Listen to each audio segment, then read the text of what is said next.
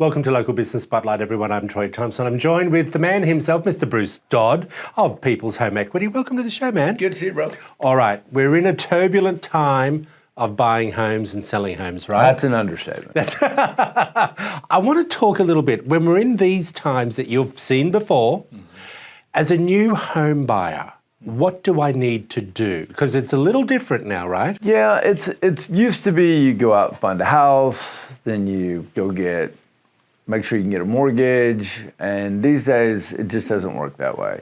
So really, walk us through the steps, If Bruce. you're gonna think about buying a house, you need to go ahead and get financing locked down.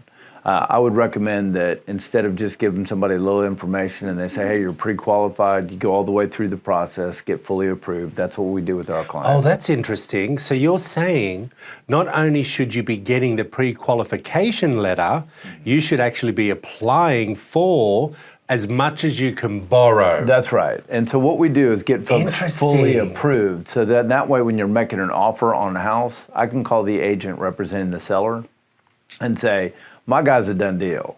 I've already approved it.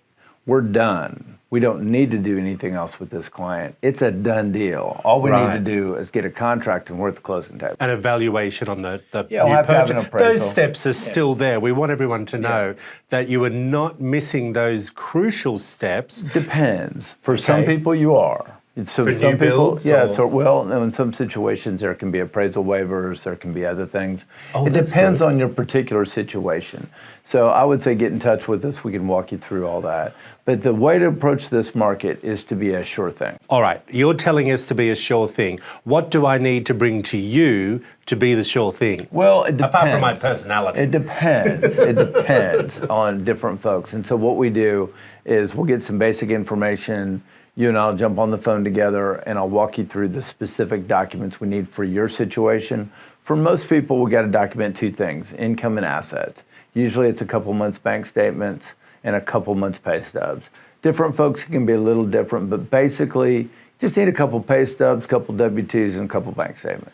That's it? That's for it. Married and single? Depends. Yeah, for most people, it's the same stuff. Okay. Bruce, I wanted to ask you, I'm going to ask you a personal question that a couple in Atlanta have just done, people that I know.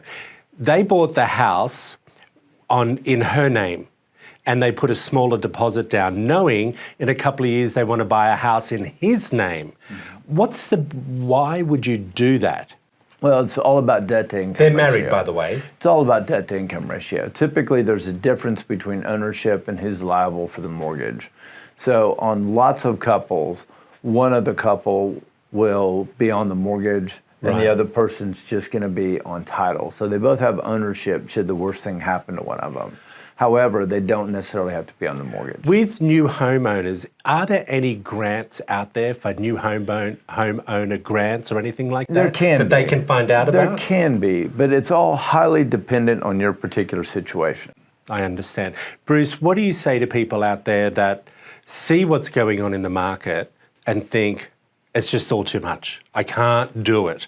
I always say, get on the phone and ask to begin with. Well, if you're contemplating anything, whether it's a business decision, a personal decision, information is your friend. Yeah. And so you don't want to wake up in a year and say, gosh, houses are more expensive now, rates are higher now, I should have bought a year ago, but I didn't think I could.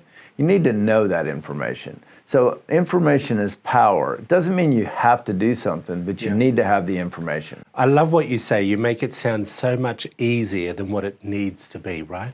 We appreciate you, Bruce. My pleasure, my friend. If you want to find out more information, there it all is up on the screen for you. I've been chatting away with Mr. Bruce from People's Home Equity. Back after this short break.